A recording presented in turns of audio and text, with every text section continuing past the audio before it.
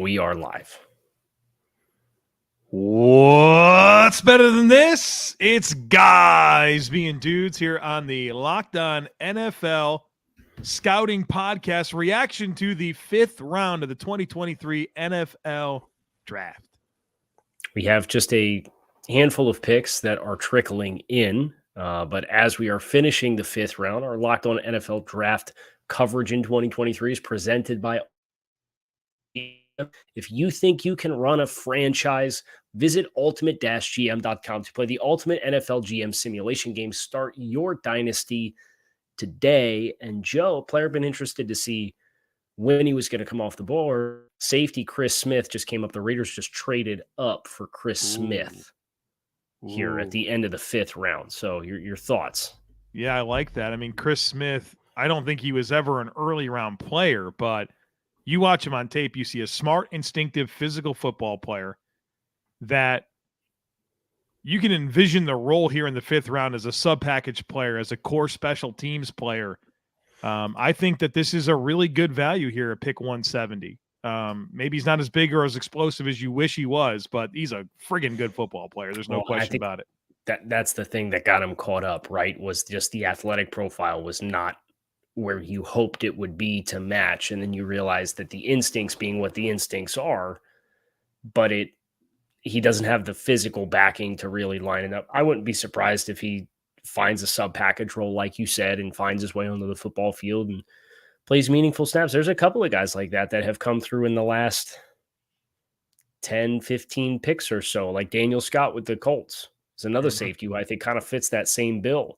A good athlete, maybe not necessarily starter ceiling, but that's going to be a dude that's going to find his way onto the field on special teams. I think because of his athleticism relative to Chris Smith, I kind of see the reason why Daniel Scott comes off the board first. Yeah, no question about that. The safeties have been a thing here in this round, whether it's the ones you mentioned, Antonio Johnson from the Texas A&M. He's a Jaguar. You've got Jamie Robinson, safety from Florida State, is with Carolina Panthers. Jordan Howden out of Minnesota to the Saints. You can see roster ability is certainly a theme here in special teams. Obviously, you're looking to get some value out of this draft pick, and if they can be a depth player that helps you on special teams, that's what you're looking for. Yeah, and we just had Payne Durham come off to the Bucks as well. That's like the fit that I like. 13th tight end off the board. I mean, yeah, they are. Them and quarterbacks are going crazy here on day 3. Yeah, and that's really my prevailing thought here as I've reflected on this 5th round. And, of course, the 4th round is Brock Purdy has really helped a lot of quarterbacks get drafted and get drafted a lot earlier than anticipated. We don't see quarterback runs in the 4th and 5th round. That's not a normal thing in the NFL, but it's happening now, and you can't help but think about Brock Purdy as Mr. Irrelevant last year, going in, winning all those games, and it's looking like he's kind of their guy, even though he's got this injury. And so I think everyone's like, well, yeah, I think we will try that and see, right? I mean, you get it.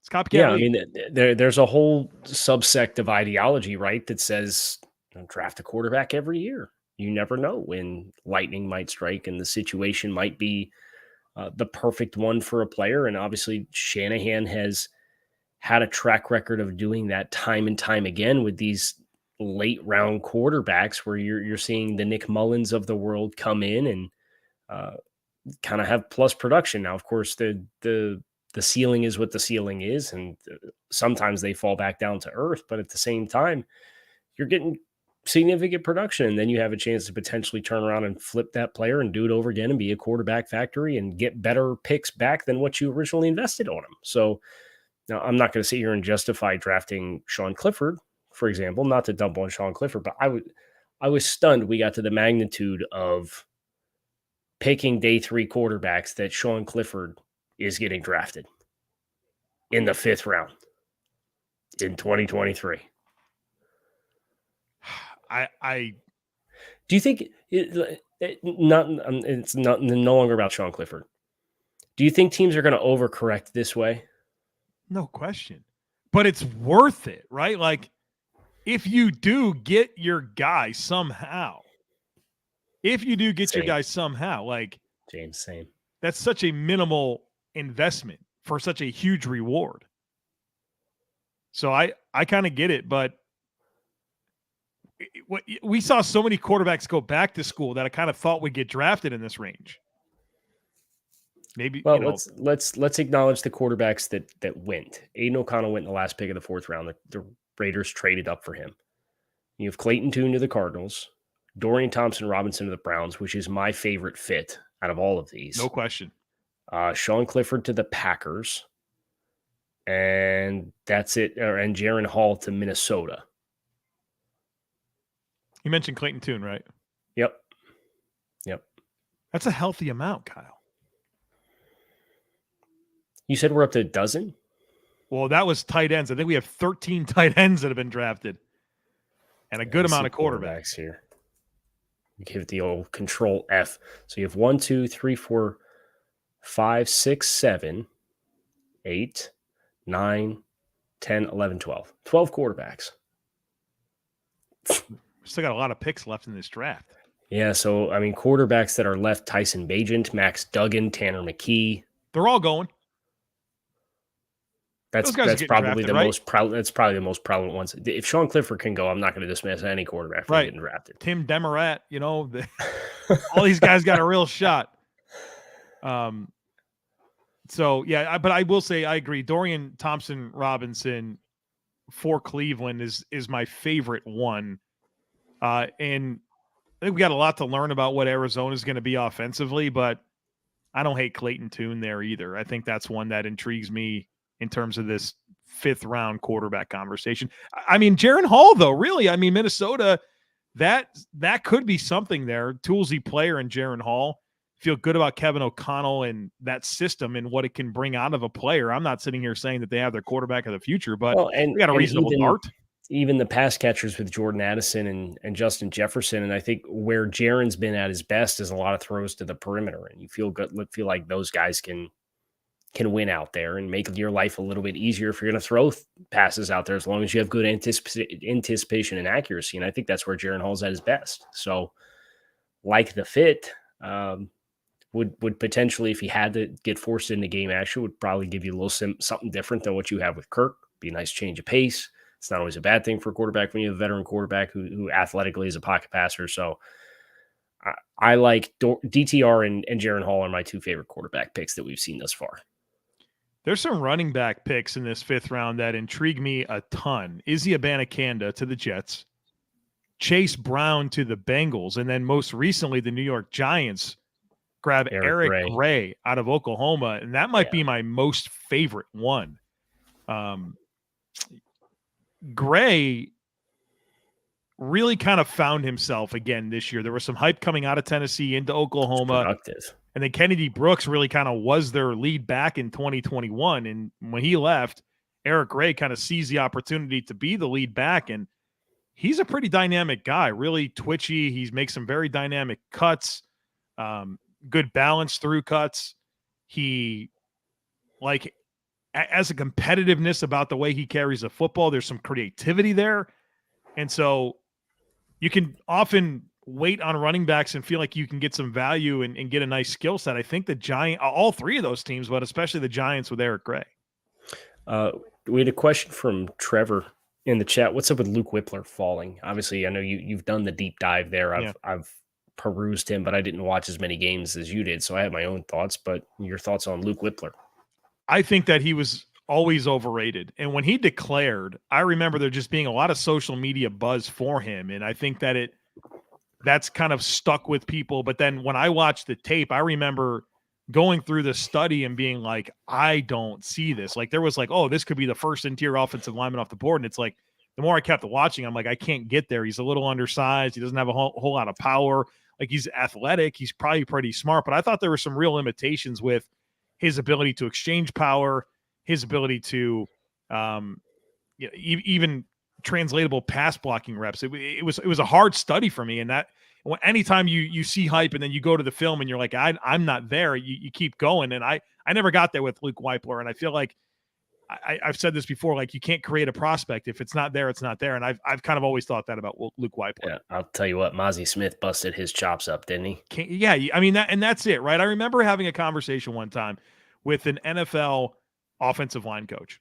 And we were talking. I was asking about offensive linemen. We got to a center that doesn't have great physicality or power or anchor, right? A lot of questions, a little bit smaller. And I said, what do you think about this player? He goes, I don't think he can block. He went through the defensive tackles in the division. He's like, I don't think he can play with those guys. I think you can apply a lot of that logic to Luke Weippler. And when you start really starting to ask yourself questions, like you watch these players play in college, and then you think to yourself, okay, well, if my team drafts him, these are the players he's going up against. What does that matchup look like? And I think with Luke Weippler, you come away with a lot of concerns about those matchups. And Mozzie Smith's a great example of that. There is also, all right, let's establish this first, because I think this is important. There's no true legitimacy to helmet scouting, right? Shouldn't be. But there are common trends amongst players who play in the same environment, right? Yeah, An Ohio State interior offensive line for an extended period of time, no matter how highly they are recruited, there is kind of this consistent trend. Who's the last good Ohio State interior offensive line? I've fallen for a few of them for sure. Correct. Along the way. I've gotten suckered on them too. And it's not to say that they're not capable of being good players, but the continuity that has existed with that system between Urban Meyer and the transition to Ryan Day now, schematically and fundamentally what they are doing, I think creates more roadblocks more often than we probably realize to transitioning seamlessly to the NFL level. And you have to do your due diligence with every player and go through the same process no matter what. But I think there is something to be said about the consistency of the offensive scheme at Ohio State and how those players are being coached to execute at Ohio State that creates steeper than we want to give them credit for, because they are 5-star recruits who just physically overwhelm people in one-on-one situations. That's a fair way to put it, Kyle. There's a bunch of linebackers that I'd like to get into. I don't know. Before you do. Yes. Please regard me. What movie is that from? Regard me. Is it Shrek? Is it that cat? Puss in Mr. Boots? Deeds? I don't know, man. It might be. It might be Mr. Deeds. I'll look it up when you talk. Very sneaky, sir. Do you want me to wipe the dust off the leaves of your Feige Street? Presto. Just a hilarious movie, Mr. Deeds. If you haven't seen it, we're aging ourselves here a little bit, kind of off the beaten path for Adam Sandler movies. But our 2023 NFL draft coverage here on Locked On, and apparently our Adam Sandler movie references as well, are brought to you by Ultimate Football GM. If you have ever dreamed of becoming a NFL general manager and running your own franchise and creating your own dynasty, this is the game for you. Shout out Ross Jackson in the comments. We'll clear it up after I tell everybody about why Ultimate Football GM is the game for you. You are responsible for controlling every strategic aspect of your franchise, from salary cap to facilities to ticket prices to free agency to coaches to the NFL draft to injuries, so on and so forth. It's all in your hands, and it's your objective to turn the worst team in the league into the best team in the league and have a dynasty. It is completely free, playable offline. It is in a challenging and realistic game world, and our listeners can get a 100% free boost to their franchise when using promo code Locked On in the game store in all caps. That is Locked On in all caps in the game store. Ultimate Football GM. Start your dynasty today. You can find it in the App Store or go to ultimate-gm.com. Start that dynasty today. Go download the app. Be a legend. Create a dynasty. Joe, you can't be smirking the whole time. I'm glad I couldn't have got through the read. Oh, I wasn't even on the read. I'm in here with the read now. Just shutting out the world, trying to get it done. I'm like, dude, he's gonna lose it. I'm gonna lose my place on the script. It's couples retreat. It's the yoga guy. Please regard me. Right when he steps in and he tries to do the yoga poses. Encouragement, yes. You and your peacock chest, yes. hilarious movie as well. That's probably the not movie Shrek between. Not even close. What a journey! What a journey! You and I probably talk about two movies more than anything. It's Couples Retreat and Forgetting Sarah Marshall. And how did we? Maybe that's on me. It's draft mode. We're just in draft mode. We're just in draft mode. That was the most impressive thing that's happened in a long time, is you getting through that read, knowing the whole time that it was Couples Retreat. Right, and wanted to clear the air but couldn't. And I have the guy in his Speedo on the beach in my brain. Okay, linebackers. You want to talk about linebackers? Go ahead. Yes. Several intriguing linebackers here coming off the board in the 5th round. Henry To'oTo'o to the Houston Texans. Servassier Dennis to the Tampa Bay Buccaneers. Didn't we get Noah Sewell? Noah Sewell went. Yes, he did. And it was the team that did. Was it Chicago? Yeah, yes, Chicago. Interesting selections there. The one that intrigues me the most is Henry To'oTo'o going to the Houston Texans. Coming out of last year, I thought Henry To'oTo'o was trending towards being an early round pick. And then you watch this year's game tape, and you're like, what happened? Not the same player. But I felt like we said that about literally every player on the Alabama defense not named Brian Branch, where I felt like everybody just kind of took a step back this year. Okay, so you had Battle. Yep. Eli Ricks. Yep. To'oTo'o. Yep. Byron Young. Yep. Will Anderson. Yep. Everybody regressed on that defense. You're not wrong. You're not wrong. So that gives me a lot of encouragement. Yes. Then do it. A lot of encouragement. Guys being dudes here. Yeah, Ellen Papo to Arizona too. It's a good call there, Sam. I like the idea of him as a 5th round pick for Houston. I think there's a path to playing time. They have Christian Harris there. I don't think that prevents Henry To'oTo'o from potentially taking this job. And I mean, what a dream opportunity to be paired up with DeMeco Ryans. And one thing about Henry To'oTo'o is he was the leader of that defense. I mean, I remember we were in Tuscaloosa. We went this year for the Texas A&M game. Henry To'oTo'o was that guy, right? You could kind of feel him in the stadium. When he was introduced, you knew he was a leader. The stadium kind of loved him, right? He was that guy for them. And I'm very intrigued by that selection for Houston. You're on mute, Kyle. Mahalo. That's another Forgetting Sarah Marshall reference for you. Mahalo. It's the intersection of need and opportunity, right? And we've seen that To'oTo'o, when he's at his best, it's the football instincts that really pops for you. And I think in Houston, with DeMeco Ryans, you think about what they asked Dre Greenlaw and Fred Warner to do. I think he can do some of the passing down stuff because of how much he was charged with from zone match and sight adjustments and reads in coverage at Alabama. But you better get some horses in front of him to protect him, because I thought that was the biggest thing with To'oTo'o was he got ate up a bunch. Linebackers getting up into his lap this year and just could not negotiate it particularly well. Undercut blocks, took the path of least resistance, couldn't deconstruct, didn't have the pop in his hands. So you're going to need some firm guys in front of him, in my mind. And that's obviously going to be a work in progress. They've made a ton of picks. We've had a nice little 3-pick stretch here in the NFC West too, to close, as we're getting ready. I know the Rams are picking at 177 now with the final pick, but Robert Beal to San Francisco, and then Warren McClendon and Davis Allen to the Rams with 3 of the last 4 most recent picks. Any of those pop to you? Yeah, I think both of the Rams picks, McClendon and Davis Allen. I mean, Warren McClendon started a lot of football games for the Georgia Bulldogs there at right tackle. He's got good length. I think at this point in the draft, I don't know, maybe, right? There's developmental starter traits here that intrigue me quite a bit. Senior Bowl guy. I like him. And Davis Allen as well. I mean, I think he's got upside as a blocker. You love the body control, right? Like, I mean, maybe he's not the most dynamic receiving tight end, but body control and hands are absolutely there for Davis Allen. And so roster ability, roles, you can see it for these players. I'm a fan of both of those picks. and then Evan Hull to the Colts as well. It's a nice pick.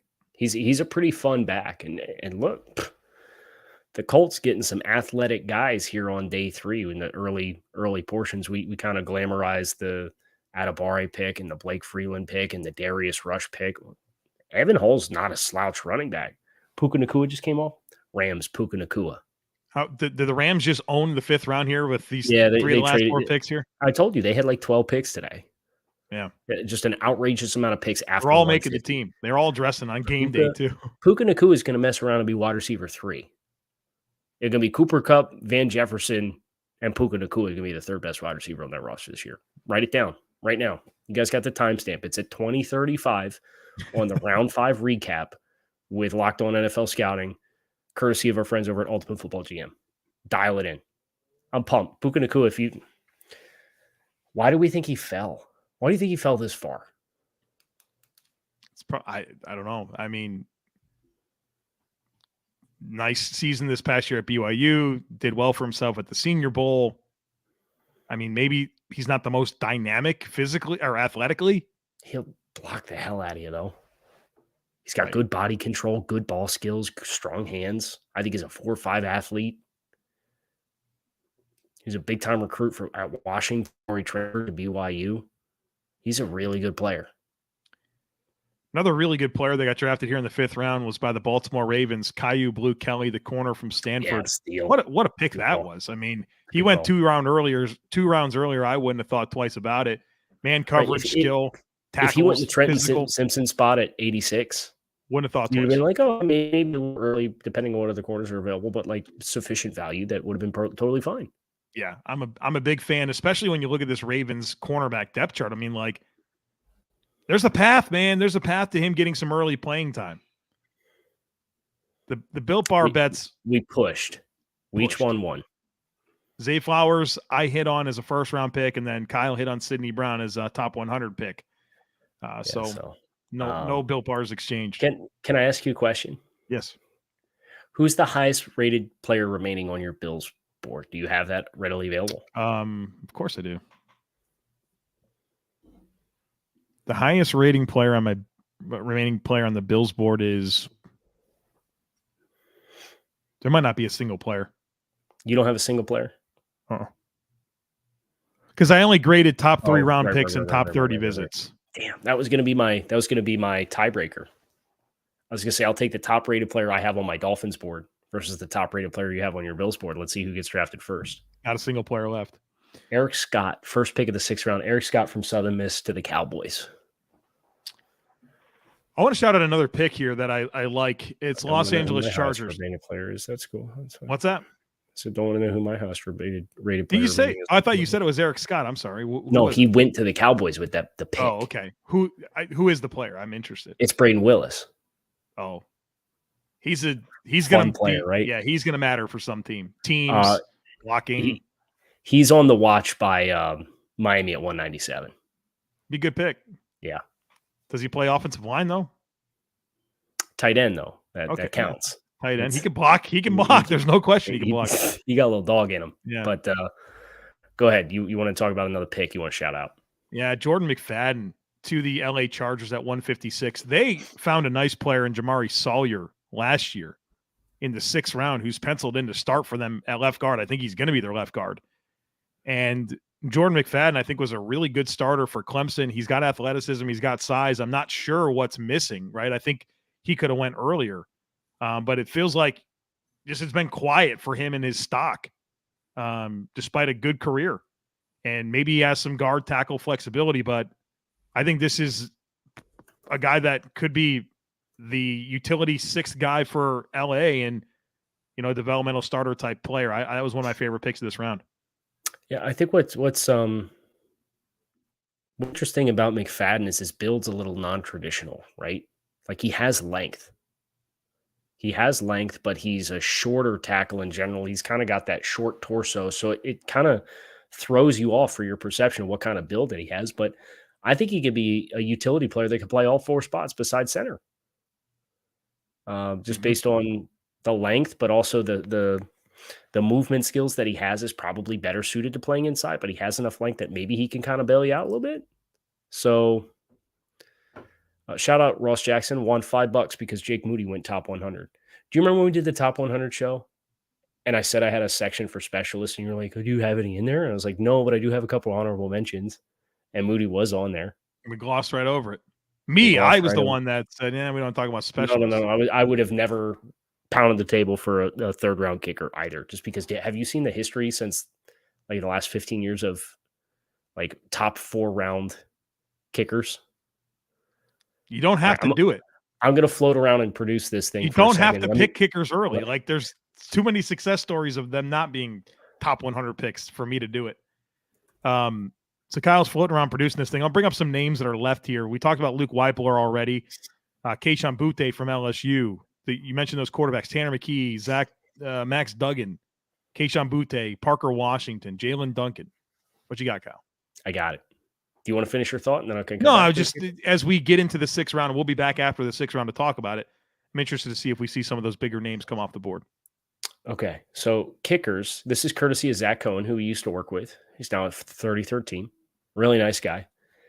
Recent history of kickers drafted in the 4th round or higher. It goes back to 2011. Chad Ryland, 4th round this year. Patriots traded up. Jake Moody, 3rd round, San Francisco.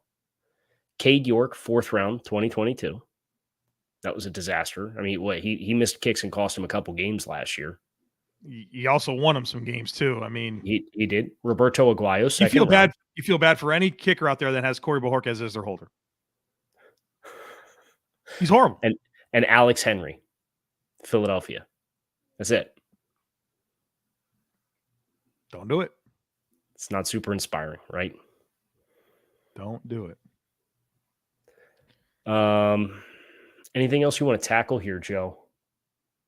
We're on to pick 180. So we're 2 picks into. I haven't seen who the Bucks picked, assuming it was the Bucks at 179. But if I were to shout out one more pick, it would be Akeem Richards to the Dallas Cowboys at 169.